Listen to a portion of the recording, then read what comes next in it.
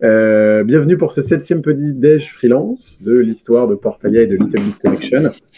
Avec moi pour m'accompagner, évidemment comme d'habitude, Lucie Desira, bonjour à tous. De Little Big Connection. Moi-même, Pierre Labroussa de Portalia pour vous accompagner ce matin. Et puis, notre invité du jour, Thomas. Salut Thomas. Coucou. Tu vas pouvoir te présenter auprès de nous, puisqu'on va dérouler un petit peu ton expérience de freelance et surtout le thème du jour que va nous développer Lucie par la suite. Avant toute chose, comme on en a l'habitude et pour nos nouveaux viewers, on va rappeler ce que c'est que le Petit Déj Freelance. Yes. Lucie, je te laisse la main. Alors, le Petit Déj Freelance, c'est un moment d'échange du coup avec un acteur de l'écosystème du freelancing, donc un expert de son domaine. Donc là, on est au 7e aujourd'hui. Donc, merci Thomas d'être avec nous pour cette 7e édition. Et Thomas, je te laisse te présenter peut-être quelques phrases juste rapidement. Après, on va venir plus en détail sur toi. Mais Ouais, moi, je vais le faire en quelques phrases du coup. Je me suis lancé à mon compte en 2016 dans ma dernière année de master. J'ai du coup bossé pendant 4-5 ans en freelance en tant que stratège branding. Je faisais de la stratégie de marque pour des startups de l'écosystème parisien, beaucoup. Et notamment via le lancement de mon podcast qui s'appelle Young, Wild and Freelance, où je vais interviewer d'autres indépendants. À un moment donné, j'ai switché d'activité pour me concentrer sur une activité d'accompagnement, de formation et de coaching pour les freelances. Parce que toute l'audience du podcast me le demandait et j'avais plus de temps de faire ça et l'émission. Et du coup, il fallait trancher et j'ai tranché sur l'accompagnement. Et donc, je fais ça à plein temps depuis début 2021 et ça se passe merveilleusement bien. Trop bien. Et effectivement, merci encore de nous accompagner. Aujourd'hui, une thématique un peu différente de celle dont on a l'habitude. C'est vrai qu'on a pour habitude d'être assez concret dans l'expérience des freelances. On a déjà parlé du réseau, on a parlé de LinkedIn, on a parlé de la formation professionnelle. On a parlé du développement commercial également. Bien évidemment, tout ceci, vous le retrouvez sur la chaîne YouTube de Portalia pour les anciens. Aujourd'hui, une autre thématique un peu différente.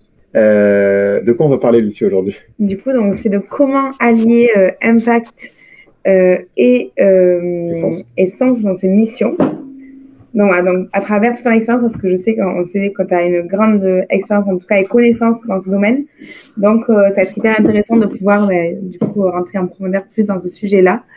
Le sens, c'est quand même un enjeu pour tous et toutes, qu'on soit freelance ou pas, d'ailleurs. Ouais, clairement. Je pense que, comme tu disais, il y a les sujets très terre à terre, très techniques, tactiques, stratégiques, entre guillemets. Mais la toile de fond, je pense que c'est cette question de pourquoi est-ce qu'on fait les choses. Et je trouve que cette question-là de sens, elle est tellement importante parce que la majorité de toutes nos vies, à nous tous et toutes, va être passée à travailler. C'est 40 ans, peut-être 45 avec la réforme. C'est en moyenne un calcul de 10 000 jours ou 90 000 heures passées dans nos vies à travailler. Ce qu'on va faire de ce temps, je crois, est une grande question qu'on doit se poser. D'où le sens, du coup, de dans quelle direction j'oriente mes efforts.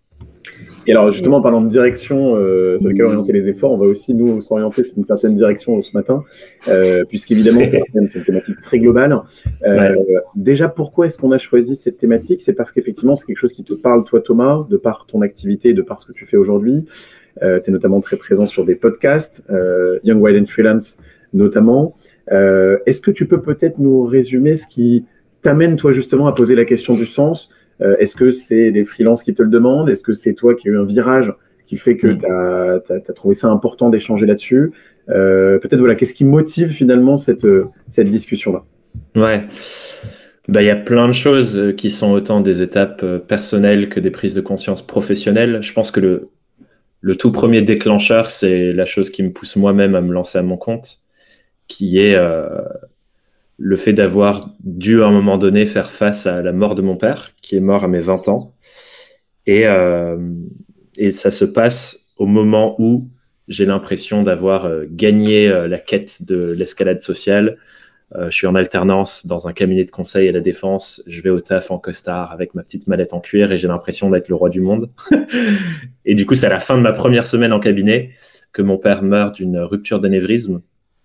Et tout mon cheminement de deuil et de développement personnel aussi dans lequel je suis tombé, parce que c'était un peu une question de survie, quoi. quand ce genre de drame arrive dans une vie, j'ai l'impression que ça peut soit être le début de la fin, soit avec beaucoup de travail et un bon accompagnement, le début d'un nouveau début. Et en fait, la prise de conscience que j'ai eue, c'est que toute sa vie, à lui, mon père, il avait cette quête de se demander, c'est quoi, moi, la vie que j'ai envie de vivre pour moi, pas parce que les autres me disent que c'est ça qu'il faudrait faire et c'est ça la voie d'une vie réussie et bien faite, mais parce que dans mon cœur, dans mon âme, j'ai envie de faire ça. Et pour lui, c'était acheter une ferme défoncée au milieu de la Dordogne, la retaper de ses mains. On est anglais, donc on a déménagé de l'Angleterre pour s'installer en France, au soleil. Et il a fait ça. Et je crois que c'était vraiment ce qu'il avait envie de vivre pour sa vie.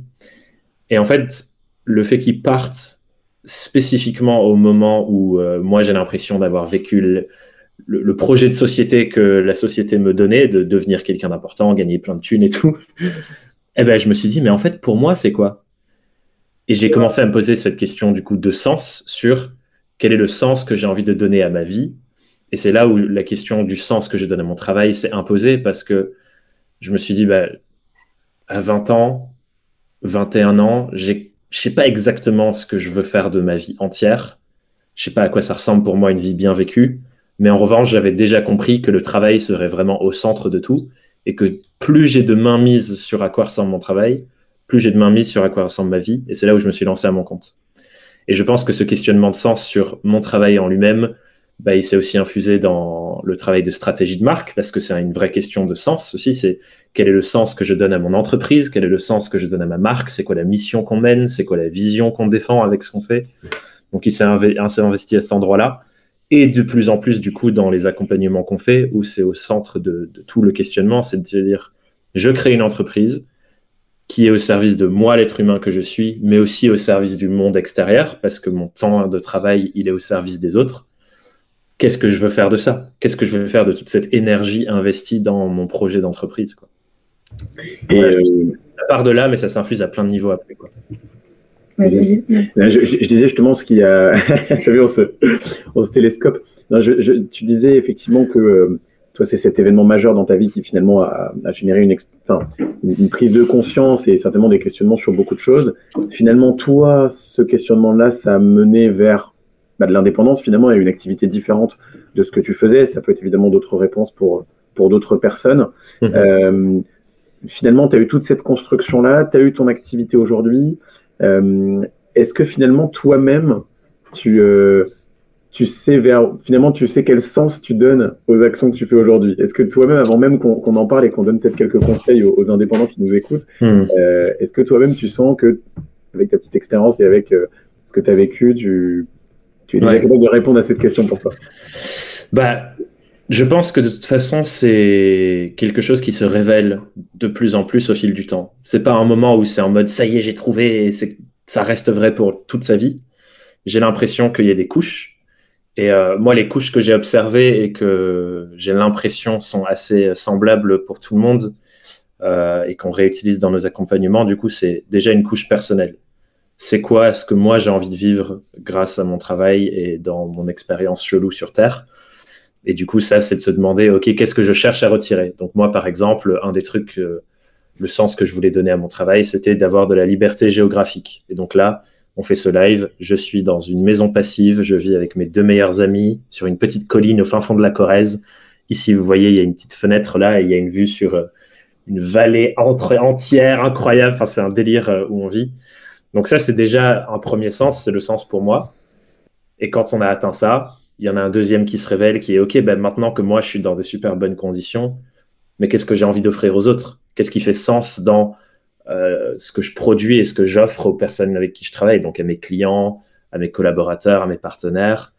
Et donc ça, c'est un second niveau. Et à quel point ça, est-ce que ça s'inscrit dans un sens que je donne plus globalement dans le monde? Et donc moi, aujourd'hui, ça se porte sur des sujets comme l'écologie, le féminisme, de plus en plus la politique, parce que je me rends compte de plus en plus, et ça c'est une nouvelle couche qui s'est révélée notamment aux dernières élections, de me dire en fait, ce qui se passe dans la politique influence tellement nos vies à nous, que si on participe pas à cette réflexion et à ce jeu et à ces prises de parole, on laisse d'autres personnes décider pour nous. Et Et du coup, moi, j'ai pas envie de laisser d'autres personnes décider pour moi. J'ai envie de prendre part au jeu.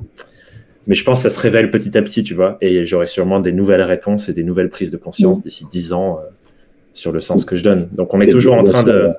Et bien sûr, t'oublies évidemment pas un aspect dont on parlait précédemment, c'est, on en parle, comme tu l'as dit, c'est par étapes, c'est par échelon. Évidemment, on dit pas d'abord que le premier aspect, c'est trouver du boulot et pour certains, évidemment, survivre parfois par rapport à ça. Et puis après, petit à petit, cette quête de sens, elle vient pour toi et elle vient par rapport aux autres.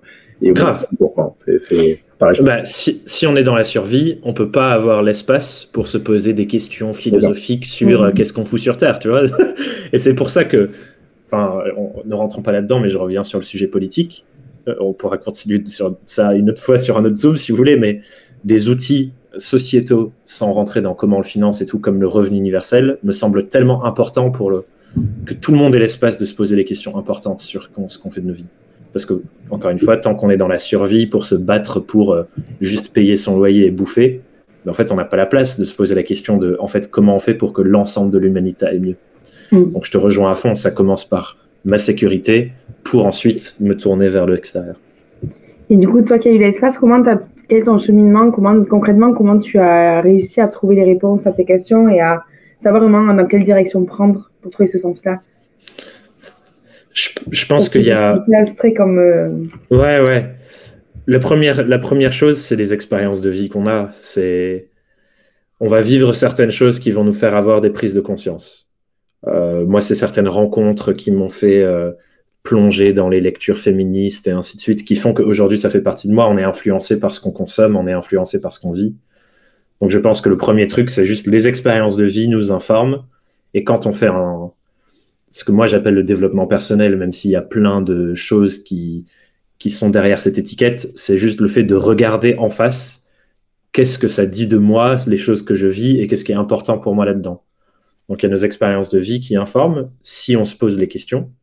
Mais je dirais aussi qu'une des réflexions que moi j'essaye de vraiment avoir, c'est de me dire, c'est quoi les vrais problèmes du monde aujourd'hui?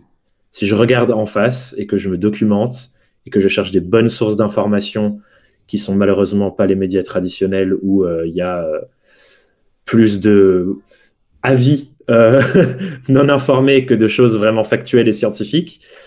Si on regarde les vrais enjeux et les vraies problématiques du monde, lesquels ils sont, et comment moi j'ai envie de contribuer à ça. Donc, par exemple, le changement climatique. Pour moi, c'est genre le truc sur lequel on pourrait tous et toutes aligner nos efforts et ça ferait vachement de sens parce que c'est un sujet qui touche tout le monde. De la même manière, moi, un truc qui me touche beaucoup, c'est les inégalités et les luttes sociales pour la justice sociale. Donc ça, c'est un truc où je trouve vachement de sens parce que par mon observation et par ma documentation, je vois qu'il y a un vrai enjeu à cet endroit-là où il y a des gens qui sont dans la survie et d'autres personnes qui ne le sont pas du tout et il n'y a aucune écoute entre les deux. Et du coup, ça me parle et j'ai envie de contribuer à cet endroit-là. Et je pense que c'est notre observation, nos expériences de ce qui se passe dans le monde extérieur, plus la documentation dans des bonnes sources en se posant la question. Et j'ai fait un épisode de podcast récemment sur le sujet de comment créer une entreprise vraiment au service du monde en partant de ces constats-là.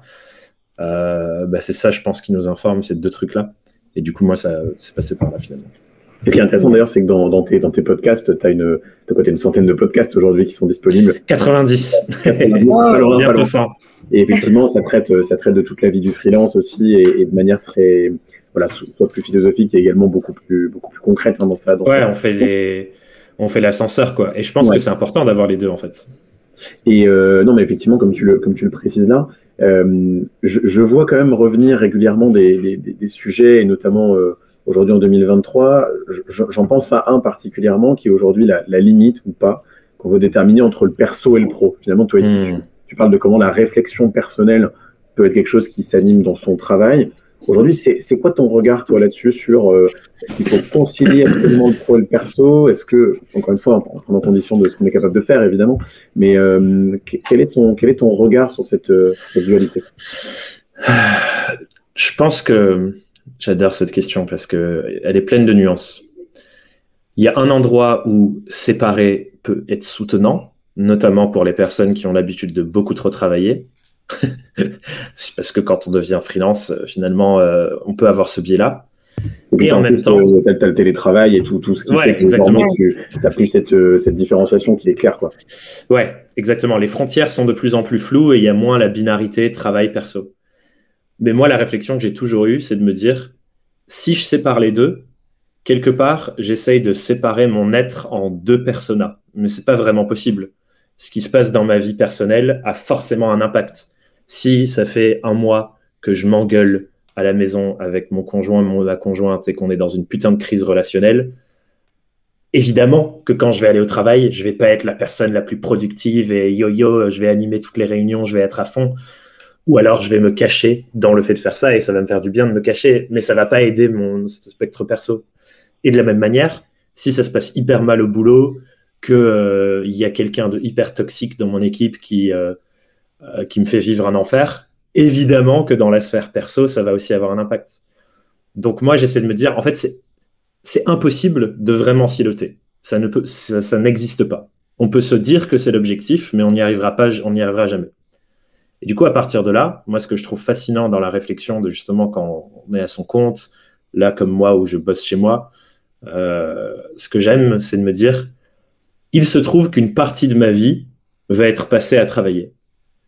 Mais comment je fais pour que ce soit une partie de ma vie et que ma vie entière, mon travail et tout le reste, soit un reflet de ce qui est important pour moi, de ce qui fait sens pour moi et de ce avec quoi je me sens bien, et pas séparer, tu vois, et pas avoir, voilà, j'ai mon travail, l'objectif de ça, c'est juste, même si je me fais chier, faire rentrer des sous pour financer le reste.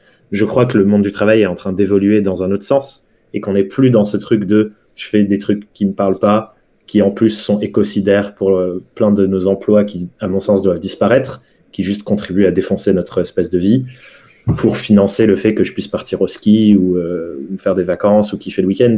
Je crois que ce modèle-là du monde du travail est en train de s'effriter parce qu'on a besoin d'un modèle plus holistique et global où en gros on sent que qui on est, ce qui est important pour nous, ce qui nous parle, s'infuse dans tout ce à quoi on passe du temps, y compris le travail. Non, t'as raison, c'est hyper difficile. Et selon les métiers en plus qu'on a aujourd'hui, c'est vraiment pas évident de faire la nuance. Je vois d'ailleurs que certaines personnes dans le chat nous ont rejoints. Merci à vous. N'hésitez pas à rebondir dans le chat, parce que moi je suis curieux de me nourrir des expériences de tout le monde. Et puis des questions et des interrogations qu'on peut avoir carrément. Et justement, plus côté freelance, du coup, tu accompagnes les indépendants dans cette transition de formation. À quel moment d'un parcours du coup de l'expérience freelance ou autre professionnelle, tu détectes ce besoin de trouver du sens? À quel moment ils viennent te voir en fait? Justement, trouver plus de sens dans leur travail. J'ai l'impression que c'est de plus en plus une réflexion universelle, que les jeunes, même les personnes qui se lancent au tout début et qui sortent d'école, ont de plus en plus. Y a quelqu'un ici dans la maison qui partageait, comme on parle beaucoup de ces sujets-là forcément, la table c'est toujours écologie politique, c'est souvent des trucs comme ça, et il y a quelqu'un qui partageait une stat sur laquelle on était tombé récemment. J'ai plus la source et tout, donc je vous la balance là et il faudra aller vérifier les sources, mais une stat du genre, un jeune 18-25 sur 5 serait prêt ou prête à souffrir, voire mourir pour la cause écologique. Et je me dis, ce genre de statistique, c'est un délire de se dire qu'on en arrive là à des personnes qui sont tellement engagées pour les choses qui font sens pour eux que leur propre sécurité devient secondaire. Et on voit avec beaucoup de personnes, notamment du mouvement Dernière Rénovation, qui vont en garde à vue, qui se font de la tôle, qui vont en justice, parce que c'est tellement important pour eux, quoi. Et donc, je pense que la réflexion est de plus en plus universelle. Et j'ai des personnes qui sortent d'école, qui viennent dans nos programmes en se disant « J'adore l'angle que tu donnes, j'adore la dimension engagée et politique que tu défends de l'entrepreneuriat. Et c'est ça que j'ai envie de construire pour ma boîte. » Donc, on a des personnes là. Mais on a aussi des personnes qui sont à leur compte depuis 1, 2, 3, même 15 ans, pour qui ça a marché, qui ont eu des revenus, qui ont eu des missions, et qui, au bout d'un moment, se disent « Mais en fait, ok, je bosse. Ok, j'ai des thunes. Ok, j'ai pas forcément de problématique à trouver des clients, mais il me manque un truc. Genre, j'ai l'impression de juste bosser.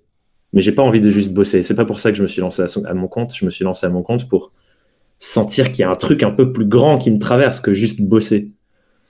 Et c'est là où, du coup, les gens viennent nous voir dans notre accompagnement qui prend en compte l'être humain et comment on l'infuse dans la boîte et ses questions de sens. On a tout un séminaire de 4 jours sur l'identité. Donc, je pense que ça transparaît à quel point ce travail sur soi, il est présent là-dedans, quoi. Donc, ouais, mais il n'y a pas de règle, tu vois. C'est pas en mode, le sens, enfin, devient un truc. Non, c'est plutôt un questionnement qui vient naturellement et du coup... Mais à différents moments du parcours pour différentes personnes. Ça dépend de nos expériences de vie, en fait. Et justement, comment toi tu les accompagnes? Donc, du coup, tu parlais d'un séminaire de 4 jours, mais j'imagine qu'il y aura d'autres travaux et sessions ou formats parce que c'est quand même plus long aussi. Ouais. Et puis, tu peux t'adapter à chacun en plus. Donc, forcément. On a plein de différents. Ce que j'appelle. Nous, on appelle ce qu'on fait des expériences pédagogiques parce que. Il y a la pédagogie et le savoir et la transmission, mais ce qui fait que ça reste durable, c'est l'expérience qu'on vit en apprenant. On peut suivre une formation toute classique, entre guillemets, où tu as quelqu'un avec ses slides qui parle pendant 3 heures. On va pas se souvenir d'énormément de choses. Mais par contre, quand on vit les trucs, quand on les implémente, quand il y a les émotions qui sont là, on s'en souvient mieux. Donc, on essaye toujours d'avoir cette double dimension de, oui, du savoir, mais surtout une expérience qui est liée au savoir, ce qui s'incarne beaucoup mieux dans la mémoire. Parce que y a tout ce qui est lié à notre expérience vécue, quoi. Et du coup, ça va le point d'entrée de ce qu'on propose, c'est un accompagnement communautaire. On a une communauté en ligne où il se passe des choses toutes les semaines. Ça, c'est un peu le point d'entrée. Jusqu'à, de l'autre côté, on a un programme de coaching et d'accompagnement sur 2 ans, où il y a des séminaires présentiels, des séminaires en ligne, du coaching tous les mois, accès à toutes nos formations. Enfin, on a vraiment pensé à un gros parcours pédagogique sur 2 ans. Ce qui est rare dans notre milieu où la plupart des gens font des accompagnements sur 3 mois. Mais en fait, ces transformations de vie, elles prennent du temps. Et c'est pas en 3 mois que tu révolutionnes tout et que tu envoies tout balader. Il faut y aller pas à pas. Il faut sentir qu'est-ce qui est juste pour moi pour tester et sortir un peu de ses limites, puis revenir pendant un petit moment, puis aller un cran plus loin, puis revenir. Donc ça prend du temps. Et c'est pour ça qu'on veut prendre le temps et que du coup, c'est un truc sur la durée où on peut se voir en vrai, vivre des expériences dans la nature, pas que en ville. Mais du coup, le spectre est large parce que tout le monde, on peut pas accompagner 100 personnes tous les ans pendant 2 ans. Donc, on a des petits groupes de 30 pendant 2 ans et qui se lancent chaque année. Et de l'autre côté, dans la communauté, là, on est 150 à peu près en ce moment, avec un groupe qui se renouvelle. Et entre, il y a des formations, des séminaires, enfin, il y a plein de choses entre. On a différents cadres pour différents sujets. Et comme tu disais tout à l'heure, Pierre, il y a des sujets très terre à terre. Genre, on a un séminaire en ligne de 4 jours sur construire ta stratégie marketing, où bien sûr, il y a cette infusion d'une stratégie marketing qui fait sens pour toi, qui est alignée avec tes valeurs pour toucher les clients de cœur et pas n'importe quel client. Mais c'est sur du marketing, donc c'est très terre à terre. Et en même temps, on a, comme je le disais, ces séminaires sur l'identité. On en a un autre sur la communication interpersonnelle pour mieux communiquer avec les êtres humains, ce genre de choses. Et est-ce que effectivement, on a beaucoup parlé, et je me rappelle même quand on avait ensemble de ce côté évolution de la mentalité, de la question que se posent les indépendants et même toutes les personnes en général, c'est-à-dire au bout de 1, 2, 5, 10 ans, et cette bascule en se disant finalement qu'est-ce que je fais de ma vie en fait, et comment je lis finalement ma mission et ce que j'aime faire, ce que j'aimerais être et ce vers quoi je tends. Mais finalement, une question auquel on pense pas toujours, c'est l'après. Parce que je suppose que tu dois faire plein de coaching et plein de sessions avec ces personnes-là. Est-ce que ça t'arrive d'avoir des retours d'expérience de peut-être 1 an, 2 ans, peut-être pas 5 ans après parce que c'est peut-être un peu tôt, mais est-ce que ça t'arrive d'avoir ce type de retour d'expérience et finalement, les personnes, est-ce que ça a toujours constitué des moments forts, des changements? Est-ce qu'à l'inverse, tu as des personnes qui reviennent dans le train-train parce que finalement, ça convenait bien? Comment tu jugerais cet aspect résultat, on va dire, après le coaching? Ouais, il y a plein de... Je vais parler plutôt des gens qu'on a sur le programme long, parce que c'est là où il y a les plus grandes prises de conscience. Mais il y a plein de genres, il y a plein de types, parce que encore une fois, les parcours de vie sont vachement différents. Il y a autant des personnes qui vont faire complètement pivoter leur boîte et qui vont du coup se sentir de plus en plus à l'aise, de plus en plus alignées et qui vont avoir des meilleurs résultats financiers, que des personnes qui ont des prises de conscience incroyables sur les raisons de base pour lesquelles elles se lancent et qui vont complètement changer. On a une personne que j'ai envie de mentionner du coup, qui a pris conscience, notamment pendant le séminaire sur l'identité, que la raison pour laquelle elle s'était lancée à son compte, c'était pour passer plus de temps avec son père qui était en fin de vie et pas avoir à partir tous les jours au travail quelque part. Donc elle était à la maison, elle passait du temps avec lui, elle bossait à côté, elle gagnait sa vie quand même pour payer son loyer, etc. Mais elle avait du temps de qualité avec lui. Et qu'en fait, depuis sa mort, elle n'avait pas reposé la question de pourquoi je continue. Et elle s'est rendue compte que du coup, on a fait tout un travail sur sa clientèle idéale. Elle voulait bosser avec des gens qui fabriquent des choses de leurs mains, des artisans, des entreprises familiales. Et du coup, elle s'était complètement spécialisée là-dessus. Elle avait développé tout son truc de com et tout. Et à un moment, elle se rend compte, putain, mais en fait, je suis à mon compte pas parce que c'est pour moi, mais je suis à mon compte parce que mon père et tous les gens avec qui j'essaye de travailler pour faire, elle faisait de l'identité visuelle, c'est en fait les gens que j'aimerais être. Et du coup, pendant le programme, elle a décidé, je ferme ma boîte et je me reconvertis pour devenir menuisière. Et pour moi, ça, c'est une victoire de ouf, tu vois. C'est une victoire de ouf, pas parce qu'on va afficher à la fin, telle personne a fait plus 100% de revenus, blablabla, on s'en fout. Telle personne a trouvé l'endroit dans le monde où elle se sent putain d'alignée avec ce qu'elle a envie de faire et elle balance son Mac pour commencer à travailler le bois. Et je suis en mode, mais trop bien. Et ça c'est aussi une réalité, c'est qu'en fait, on trouve notre juste place.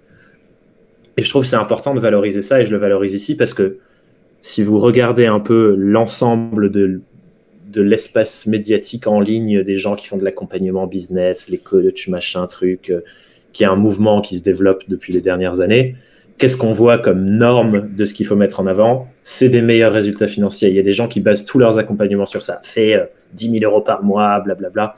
Et ça me débecte parce qu'en fait, c'est complètement ça repositionne l'argent comme la finalité, alors que l'argent, c'est un moyen pour survivre premièrement, pour s'épanouir deuxièmement, et ensuite pour contribuer à d'autres choses. Et ça, c'est un vecteur de sens que je trouve chouette aussi, d'ailleurs, à poser là. C'est que les finances, aujourd'hui, c'est un peu ce qui guide le monde. C'est le monde financier, notamment les gens qui ont beaucoup de capital, qui vont guider vers où vont aller les efforts d'investissement. Mais nous, à notre niveau, on peut se jouer à ça aussi. Quand on a des excédents dans notre boîte, on peut décider ce qu'on en fait. Quand on investit, on peut décider où on investit. Quand on met nos sous à la banque, on peut choisir quelle banque par rapport à où cette banque investit. Et donc, on peut aussi avoir la main sur ça financièrement. Et c'est ça aussi le rôle de l'argent. C'est, oui, je survis, puis je m'épanouis et je vis une vie comme je la kiffe. Et ensuite, qu'est-ce que je fais de ce qu'il y a en plus et comment j'utilise mon argent comme un outil aussi pour faire sens. Donc moi, par exemple, avec notre boîte, on cherche tous les ans à sélectionner des assos, reverser une partie de nos bénéfices à ces assos-là qui sont sur les sujets qui nous importent et qui nous intéressent. On est aussi dans le fonds d'investissement Time for the Planet. On est dans le fonds d'investissement Stripe Climate aussi. Donc, il y a une partie de toutes nos ventes qui part dans ce fonds d'investissement-là pour des sujets sur l'écologie. Enfin voilà, plein de choses qu'on peut faire aussi avec l'argent. Non, c'est hyper intéressant. Time for the Planet qui va changer de nom, je crois d'ailleurs. Tout à fait. Ils se sont fait attaquer. Pour l'instant, c'est le projet dont on ne doit pas prononcer le nom. J'ai vu ça passer. On a quelques questions chat puisqu'on rentre dans la dernière partie de notre live. Yes. Thomas, une question de Kader qui nous demande où est-ce qu'on peut retrouver tes formations?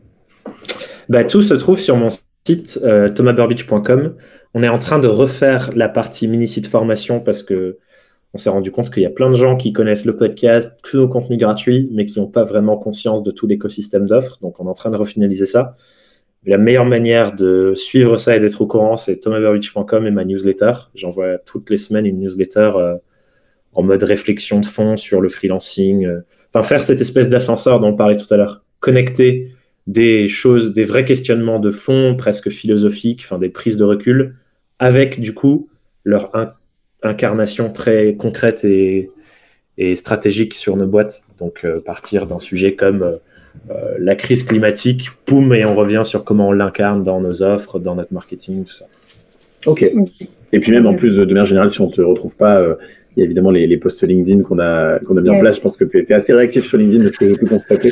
En ce moment, je fais un challenge de 3 posts par jour pendant 21 jours sur LinkedIn. Donc ouais, on va me trouver. On espère que ça va fonctionner. Moi, j'avais une question juste sur justement on parlait des indépendants qui avaient suivi tes formations et du suivi du résultat. Est-ce que, parce que c'est quand même des travaux très profonds, très personnels, et du coup, est-ce qu'aujourd'hui, il y a un peu une communauté qui s'est créée du coin de ces personnes-là? Est-ce que tu arrives aussi à suivre les personnes, comment elles évoluent aujourd'hui après après avoir suivi cette formation, comment... Du coup, dans le programme, comme je disais, ça dure 2 ans, donc on a un espace communautaire réservé. En fait, du coup, il y a notre espace communautaire dont je parlais, on est 150. Il faut imaginer que c'est comme une grande maison. Et dans la maison, il y a des petites pièces privées pour les différentes personnes dans nos différents programmes. Donc, il y a une pièce privée que pour les gens de ce programme sur 2 ans qui s'appelle le programme Surf, où déjà, entre eux, on les connecte. On les met 2 à 2 au début du programme pour faire des partenariats de responsabilité. Ils se voient dans les séminaires en présentiel. Quand on fait des séminaires en ligne, on les invite à être ensemble. Donc, il y a des gens qui se prennent des APA, des Airbnb pendant 4 jours pour le suivre en groupe. Et donc, il y a plein de liens qui se tissent. Et là, j'ai vu juste ce matin, avant qu'on se connecte, qu'il y a 3 alumni du programme qui ont fini l'an dernier, qui viennent de partir ensemble au Maroc pendant 2 semaines pour voir comment est-ce que des petites oasis et des écolieux au Maroc, dans la sécheresse, arrivent à recréer de la vie pour ensuite comprendre des trucs et les réamener en France. Et du coup, c'est des gens qui sont hyper engagés sur les sujets écologiques, les 3-4 personnes qui y sont allées. Et elles se sont rencontrées dans le programme. Et elles font d'autres choses après ensemble. Enfin, il y a des vrais liens qui se tissent parce qu'effectivement, quand on fait des trucs intenses et profonds comme ça, et parfois qu'on pleure ensemble, ça crée des liens. C'est incroyable. Vous savez que tu as quand même des personnes effectivement qui gardent contact, gardent le lien, et puis après mais en fait, c'est fou. Pour aller plus loin, je vous disais tout à l'heure le séminaire qu'on a fait sur la communication interpersonnelle, notamment beaucoup empreinte du mouvement de la communication non violente, la CNV. Je vous invite à creuser ce sujet-là qui est fascinant si vous ne l'avez jamais fait. On a créé ce séminaire cette année parce qu'on se rendait compte que les personnes qui venaient dans nos séminaires goûtaient à une tellement nouvelle manière d'être ensemble et de prendre soin les uns des autres et de communiquer avec beaucoup plus de respect et de bienveillance que quand elles repartaient dans le reste du monde, entre guillemets, où malheureusement il y a beaucoup de violence dans la manière dont on communique les unes avec les autres, c'était hyper dur. Parce que, et du coup, ça ouvre une nouvelle perspective de waouh, mais en fait, les gens se parlent trop mal tout le temps et on prend pas du tout soin les uns des autres. Et c'est pour ça qu'on a créé ce séminaire pour faciliter le fait de, en fait, on veut pas vivre en vase clos. Le but, c'est pas ça. Le but, c'est de s'ouvrir et de contribuer aussi aux autres. Donc, comment on fait pour le faire et emmener ces outils-là dans le reste du monde? Ouais, et puis aussi, effectivement, ça fait des liens, quoi. Il y a l'aspect aussi de comment justement accepter cette différence entre et cette du coup communication qui est pas non violente. Et du coup, ça va être compliqué aussi quand tu connais justement, quand tu découvres ce type de relation et qu'après tu dois accepter le fait qu'il y ait d'autres. Ouais, d'où ce séminaire-là qui est en plus ultra utile. Imaginons qu'il y a un conflit avec un client sur une mission qui se passe pas bien, comment je fais pour accueillir ça, prendre soin de moi et me donner de l'auto-empathie, mais aussi me connecter à pourquoi est-ce que l'autre d'où naît ce conflit, qu'est-ce qui se passe pour l'autre, de quoi il a besoin, comment je prends plus soin de ça, pas être juste dans la confrontation, mais de se dire, ok, il y a un conflit, mais c'est pas pour autant qu'on doit se taper l'une sur l'autre, c'est qu'en fait, on peut se mettre ensemble et solutionner le truc ensemble sans que ça brise la relation. Et du coup, ça, c'est tout un enjeu, parce que toute notre vie est faite de relations. On est une espèce sociale, on est interdépendant, on peut pas vivre seul dans son coin. Donc, je pense qu'on a besoin d'apprendre à faire ce mouvement.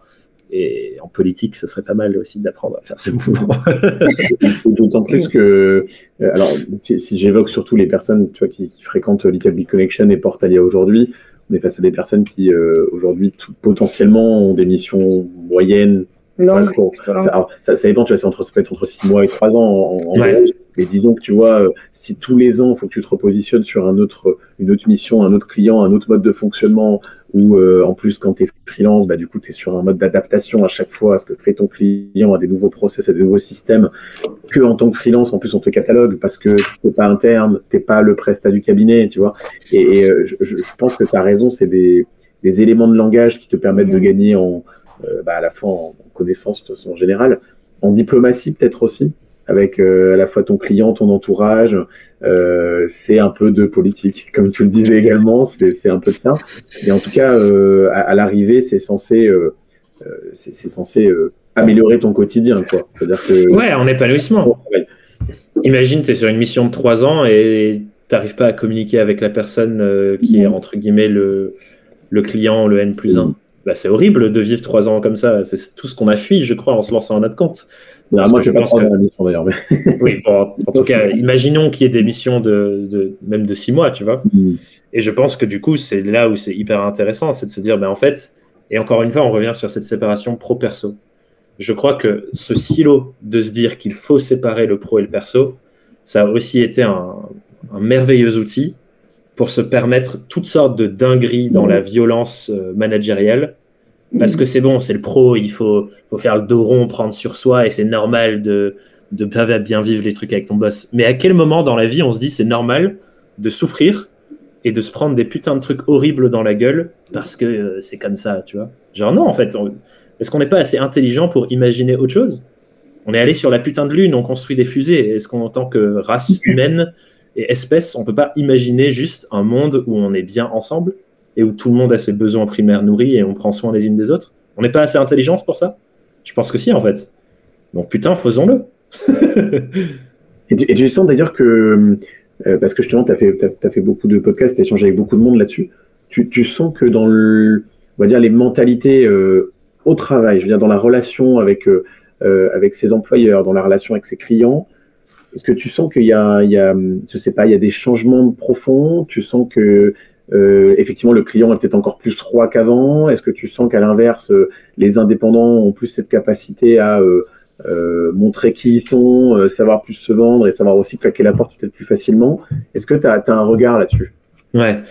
Je pense une personne incroyable qui parle super bien de ce sujet, c'est Laetitia Vito, oui, qui fait du travail incroyable sur les réflexions autour de l'évolution du monde du travail, etc.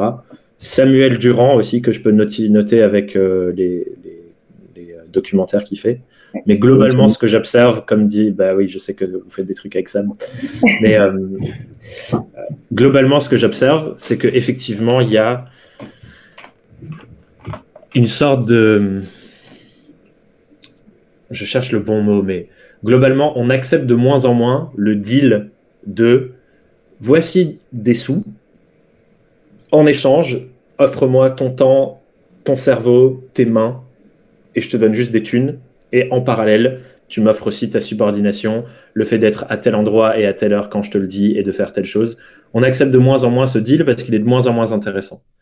J'ai l'impression que, notamment les jeunes générations, où la médiatisation de la crise climatique et de tous ces trucs-là est de plus en plus grande parce qu'on est forcément influencé par ce qui se passe dans l'espace médiatique et l'espace public. Comme ça, c'est de plus en plus présent. On se pose de plus en plus la question de, mais en fait, dans ce deal-là qu'on me propose, qui gagne en fait? Ben, c'est pas moi qui gagne, c'est toujours l'autre qui gagne, et moi, je suis le bon petit soldat, quoi. Et j'ai l'impression que ce deal, qui auparavant était accepté parce que la sécurité, c'était le truc sur lequel tout le monde misait et il fallait de la sécurité, le plein emploi, blablabla. Bla, bla, bla. Mais en fait, c'est de moins en moins important pour les gens. Et donc, le deal, l'accord, argent contre subordination, il est de moins en moins accepté. Et donc, les gens se lancent de plus en plus à notre compte. L'année dernière, on a eu plus de 1 million de créations d'entreprises en France. C'est un record. Le but maintenant, c'est que ces entreprises restent viables dans le temps. Ça, c'est mon combat. Mais il y a eu 1 million de boîtes créées. La majorité d'entre elles sont des micro-entreprises, ce qui est assez logique parce que ça simplifie la création. Donc, on le voit dans ce mouvement-là. On le voit dans la manière dont les gens interagissent avec leurs clients. Quand on bosse avec des grosses boîtes, il y a encore l'héritage sur lequel se sont construites ces entreprises, qui est un héritage d'un management très pyramidal, donc avec beaucoup de subordination encore. Mais ça a tendance à changer. Et les travaux de Sam et de Laetitia le montrent parce que ces personnes-là sont de plus en plus demandées dans les boîtes pour parler d'autres modes d'organisation. On voit de plus en plus la semaine de 4 jours qui arrive, de plus en plus les organisations horizontalisées qui arrivent. Donc on voit ce mouvement qui arrive, ça prend du temps, ce qui est normal, et en même temps, le combat, il se passe des deux côtés. Il se passe de la part des nouvelles personnes qui arrivent dans des positions de management et de dirigeants qui changent les choses du haut, et de nous, ce qu'on accepte ou pas. Et personnellement, et ensuite il y a un biais, parce que du coup j'attire les gens qui se posent beaucoup ces questions dans nos programmes, donc c'est naturel que dans mon écosystème, les gens se posent plus cette question. On le voit, on est de plus en plus intransigeante. ben en fait, je vais pas travailler pour souffrir, c'est terminé. Donc, si jamais tu veux m'imposer des trucs, toi, client, c'est un dialogue. C'est pas toi qui décides parce que tu as l'argent, c'est un dialogue. Ok, non, mais c'est un regard intéressant et qu'on a, alors peut-être pas entendu de manière aussi crue, mais qu'on a déjà entendu sur différents lives également. C'est bien d'avoir cet aspect d'équilibre et du sens dans cette association professionnelle, c'est hyper intéressant.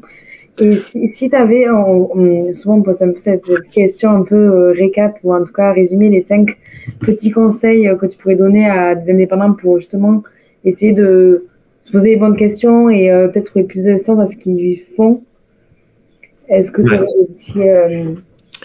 aurais un petit shot de conseils Alors, ça va peut-être pas tous être des conseils. En tout cas, je vais commencer par une question. Je préfère souvent poser des questions que de donner des conseils, parce que c'est ça les graines qui font germer les réponses individualisées pour tout le monde. Parce qu'il n'y a pas un truc qui est vrai pour 100% des gens dans 100% des cas. Et du coup, la première question, c'est vraiment celle de au service de quoi on veut mettre notre temps. On a 10 000 jours à travailler dans nos vies.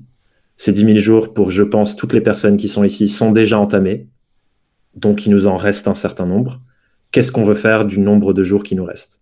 Vraiment. Genre, si on se dit, OK, il me reste 7 000 jours, je fais quoi de ces 7 000 jours? C'est quoi la finalité quand j'ai terminé de travailler, le jour où je ferme mon ordi pour la dernière fois? Je veux me dire quoi? À quoi j'ai envie d'avoir contribué avec ce temps-là? Est-ce que je veux avoir contribué à développer les énergies fossiles? Ou est-ce que je veux avoir contribué à ouvrir les perspectives de ce qui est possible dans le monde du travail? Enfin voilà, bref, ça sera pertinent pour chacun avec nos réflexions personnelles sur ce qui est important dans notre monde. Et on a besoin de tout le monde sur tous ces différents trucs. Donc ça, c'est la première chose. La seconde chose, et je vais continuer avec une autre question, c'est une fois qu'on a trouvé la direction globale, donc moi, par exemple, un des trucs qui fait sens pour moi, c'est faire en sorte que le statut indépendant soit davantage reconnu, respecté et valorisé en francophonie, parce que pour moi, c'est la porte ouverte à ce qu'on trouve tous et toutes plus d'épanouissement et plus de contribution aux questions importantes de notre société par notre travail. La seconde question, c'est quel rôle je joue là-dedans? Et pour toutes les personnes intéressées par les sujets climatiques, je vous invite à regarder les conférences de Arthur Keller. Et à chaque fin de conférence, il conclut sur « On a besoin de plein de gens dans plein de rôles différents ». Et j'avais j'avais retrouvé un peu la slide, mais en gros, il dit on a besoin de gens qui pensent le futur. Donc des gens qui sont des intellectuels, qui réfléchissent à comment on s'organise entre nous pour faire telle ou telle chose. Laetitia Vito rentre dans cette catégorie, elle est en train de penser le futur. On a besoin de gens qui font le futur. Donc des gens qui sont comme nous, freelance, dans les boîtes, qui sont en train d'incarner une nouvelle manière de faire, qui le font. On a besoin de gens qui inspirent le futur. Donc, qui créent du contenu, qui montrent les autres possibles, qui documentent, qui font du journalisme, qui vont montrer telle personne est fait comme ça. Donc ça, Samuel, il le fait bien, moi, j'essaie de le faire. Et on a besoin de tous ces rôles. Donc, quand on a identifié la direction, je veux mettre mes 10 000 jours au service de ça, on peut identifier le rôle naturel qui nous vient. Je reprends l'exemple ici dans notre colloque. Mes 2 colloques sont à fond sur la permaculture, elles passent beaucoup de temps dans le potager dehors. Et moi, je vois que je me force quand j'essaye de faire ça. Pour autant, je suis convaincu de l'utilité de ces choses-là. Et j'ai un épisode qui sort sur le podcast récemment de la philosophie de la permaculture, comment l'incarner aussi dans nos entreprises. Et ça, c'est plus facile pour moi. C'est mon rôle, j'ai l'impression. J'ai trouvé mon rôle dans la transition ou dans le monde que j'ai envie de voir advenir. Et une fois qu'on a le rôle, OK, c'est quoi le plan d'action? C'est quoi les prochaines choses, en commençant par le plus petit pas possible que je peux faire pour aller dans ce sens? Donc, si je me sens plus l'âme de l'inspirateur pour ces sujets, peut-être que je vais commencer par un petit post sur LinkedIn. Ou peut-être que je vais commencer à poser le sujet dans la prochaine mission que j'ai avec mon client. Et me dire, tiens, en ce moment, je réfléchis beaucoup à ces trucs-là. Je réfléchis beaucoup à l'empreinte carbone de tout notre environnement numérique. Comme on est en train de faire votre nouveau site, est-ce que vous avez imaginé avoir cette conversation sur le nouveau site? Voilà des ressources si ça vous intéresse. Et ça, c'est un petit truc, on plante une petite graine, quoi. Mais on peut planter cette graine. Si on la plante pas, c'est aussi une action qu'on fait. Du coup, et je veux répéter ce truc-là parce que c'est important, du coup, ne pas agir, c'est aussi agir. Ne pas prendre de décision, c'est une décision en soi. Donc, c'est pas juste je fais rien, j'attends que ça passe et que d'autres choses le font. Mais en fait, consciemment, je suis en train de décider de ne rien faire et donc de ne pas contribuer. Donc c'est pour ça que j'ai envie de reposer le truc de quelle direction, quel rôle, quelles actions. Et si tout le monde se pose ces questions sur les choses qui font sens pour nous, je pense que les choses vont dans le bon sens, naturellement. Eh bien, écoute, je pense que ça sera le mot de la fin. Et effectivement, je trouve une magnifique manière de conclure, parce que ça résume assez bien ta pensée. Je pense qu'on a essayé d'amener pas mal de sujets ce matin. Il y a évidemment, beaucoup de sujets qu'on pourrait parler des heures. Effectivement, on peut. Je suis bon client pour ça. Hein. On pourrait me garder 5 heures, on n'arrête pas. Hein. Mais bon. En tout cas, si jamais nos viewers veulent continuer à en savoir plus, continuer de s'interroger, de s'informer, et évidemment regarder tes contenus, Thomas, comme tu l'as dit tout à l'heure, thomasburbidge.com, bien ça? Yes. Burbidge. Tout à fait. Thomas, okay. Thomas. La classique. Évidemment qu'ils n'hésitent pas à aller sur ton site, et évidemment n'hésitez pas non plus à nous retrouver sur LinkedIn, notamment que ce soit toi, que ce soit Lucie ou moi-même, Portabia et Little Big Connection. N'hésitez pas. Nous, quant à nous, on se retrouve pour le prochain live Twitch, le prochain petit déj freelance. C'est ça, sûrement fin mai, je pense. Donc stay tuned. On va se retrouver très rapidement. Merci encore. Merci pour l'invitation. Prenez soin de vous tout le monde. Bonne journée. À très vite. Salut. À très vite. Salut. Bye.